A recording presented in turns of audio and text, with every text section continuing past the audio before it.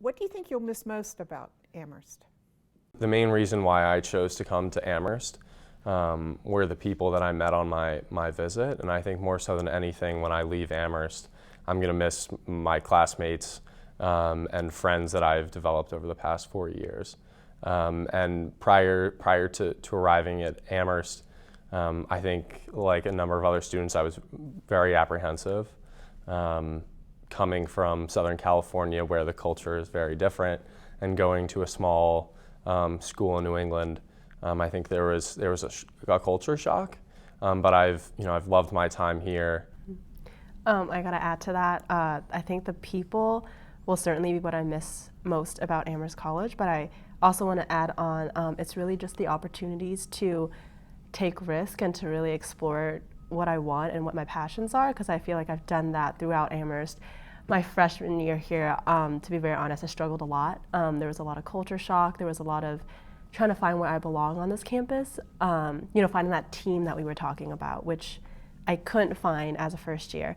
But I think like being able to overcome all of those obstacles and find where I do belong on campus, what I do love doing on campus, and like the people I do it with, is there are things that I don't think I'll be able to find elsewhere, and I'll certainly miss that a lot. What do you think changed for you after your first year?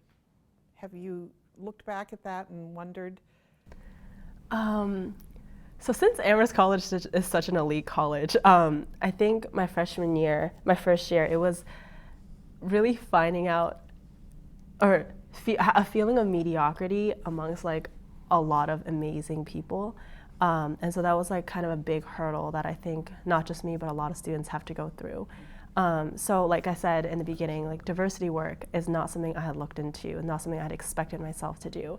But being able to find that passion and then seeing that there are opportunities on campus to see it grow is, that's an opportunity that I found, and that's something that has changed for me. Stepping out of the comfort zone, looking outside of the box of what you thought you were good at, and like trying out all of these different things is, I think, quintessential to the Amherst experience.